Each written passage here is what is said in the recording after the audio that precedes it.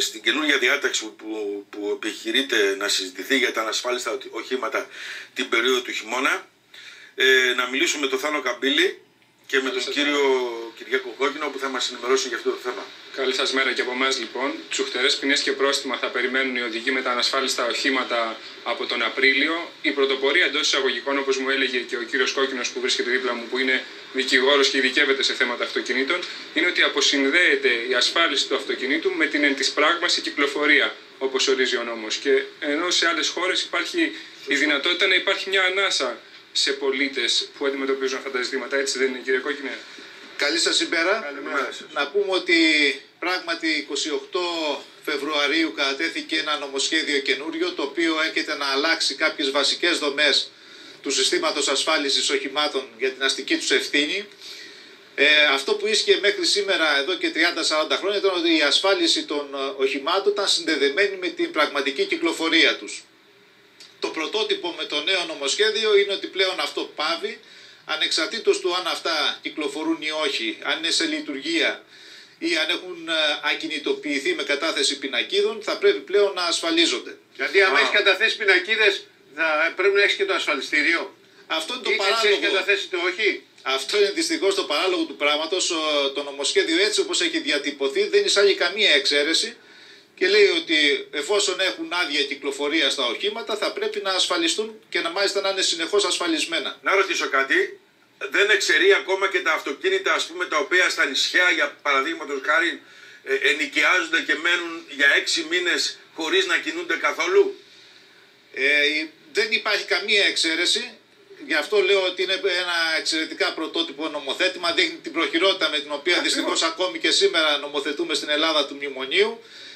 Θεωρώ ότι είναι ένα καθαρά ταμειακό νομοθέτημα, δηλαδή έχει υποκύψει στην πίεση. Ένα λεπτό για να γίνει κατανοητό. Μια στιγμή να το πω όμως αυτό. Θέλω να σας πω κάτι. Επειδή κυκλοφορούν, επειδή ο κόσμος δεν έχει να πληρώσει και επειδή κυκλοφορούν πολλά ανασφάλιστα αυτοκίνητα, κάτι έπρεπε να γίνει. Γιατί άμα χτυπήσει έναν άνθρωπο, και αν προκαλέσει μια ζημιά, ο άλλος τρέχει να το βρει και από πού θα πάρει τα χρήματά του. Αυτό είναι πολύ σωστό. Υπάρχει ένα πολύ σοβαρό πρόβλημα στο θέμα των ανασφάλιστων οχημάτων. Αυτό είναι ένα πρόβλημα που υπάρχει εδώ και 30 χρόνια όμως και έρχεται η πολιτεία, η οποία επί 30 χρόνια δεν αντιμετώπισε σοβαρά το πρόβλημα στη βάση του να διαπαιδαγωγήσει τον πολίτη στο θέμα της ασφάλισης του οχήματός του για να προστατεύσει και τον συμπολίτη του από την πιθανότητα ατυχήματος. Δεν έκανε τους ενδεδειγμένους ελέγχους ώστε να αποτρέπει αυτή τη συμπεριφορά, γιατί αν θα είχαμε εφαρμογή του νόμου που υπήρχε, γιατί είχαμε νομοθετήματα τα οποία ήταν και εξαιρετικά αυστηρά. Αυτό είναι κυρίως, κύριε Κόκκινε. Είναι η ίδια λογική που ακολουθήθηκε και με τη λαθρεμπορία. Ακριβώς. Επειδή δεν μπορούσαν να πιάσουν τη λαθρεμπορία, ανεβάσαν την τιμή του πετρελαίου. Λέω στον Ιορδάνη. Στην Κρήτη υπάρχουν 250.000 αυτοκίνητα προς ενοικίαση. Ή στα νησιά, το νούμερο μπορεί να είναι σχετικό. Αυτά δουλεύουν το καλοκαίρι. Το χειμώνα δεν δουλεύουν. Αυτό όμως είναι άλλο πράγμα που συζητάμε. Μα δεν το εξαιρεί. Δεν είναι αυτό άλλο. Αυτό είναι άλλο που δεν το εξαιρεί. Εγώ σας λέω κάτι. Δεν είναι άλλο αυτό. Τόσα ανασφάλιστα αυτοκίνητα δεν είχαμε ποτέ. Συμφωνώ, αλλά εσύ λες, σε αυτό που λες δεν έχει κανένας διαφωνία. Λέμε ότι η προχειρότητα του νομοσχεδίου και η φοροεισπρακτική του εκδοχή τα κάνει όλα ίσα, επειδή δεν μπορεί να αντιμετωπίσει την μη ασφάλιση λόγω της κρίσης. Να σας δώσω ένα παράδειγμα όμως για να έχετε μία εικόνα. Στην Αγγλία, Ουαλία και Σκωτία λοιπόν έχουν 1,2 εκατομμύρια ανασφάλιστα οχήματα. Άλλη αναλογία πληθυσμιακή βεβαίως, αλλά δείχνει ότι και εκεί είναι ένα υπαρκτό πρόβλημα. Ο νόμος ο δικός τους προβλέπει τη δυνατότητα να θέσεις off the road το όχημα και να μην το ασφαλίζεις. Αυτό είναι ένα κλασικό και πολύ λογικό επιχείρημα που δείχνει ότι ένα κράτος ενδιαφέρεται για το πρόβλημα να το επιλύσει και για τους πολίτες. Εγώ καταθέσω πινακίδες για να μην πληρώσω τα τέλη κυκλοφορίας και να μην πληρώσω ασφάλιση. Έτσι δεν είναι? Και μετά πάω και τις πάρω. Ποιος με υποχρεώνει να το ασφαλίσω μετά? Κανείς. Αυτό δεν κάνουν πολλοί. Ακούστε λιγάκι όμως εδώ το νομοσχέδιο που είναι προς ψήφιση δεν λέει ότι εφόσον έχεις καταθέσει δεν πληρώνεις, εφόσον έχεις πινακίδες, γιατί και οι κατατεθειμένες πινακίδες εξακολουθούν να συνδέονται με το όχημά σου, θα πρέπει να το έχεις ασφαλισμένο. Από τη στιγμή που έχεις ένα αυτοκίνητο στα χέρια σου και μπορείς τις πινακίδες οποιαδήποτε ώρα και στιγμή να τις καταθέσεις ή να τις ξαναπάρεις, το αυτοκίνητο δεν πρέπει να είναι ασφαλισμένο. Μα δεν διαφωνεί κανείς αυτό. Εντάξει, τώρα εσύ είπες για την περίπτωση αυτών που νοικιάζονται τα αυτοκίνητα. Όχι μόνο. Ποιον άλλον. Γιατί να σου πω κάτι, ένας φίλος μου πήγε και έπεσε πάνω σε έναν άλλον. Ξέρεις ότι τον κυνηγάει επειδή δεν μπορεί να πάρει τα ασφάλιστρα.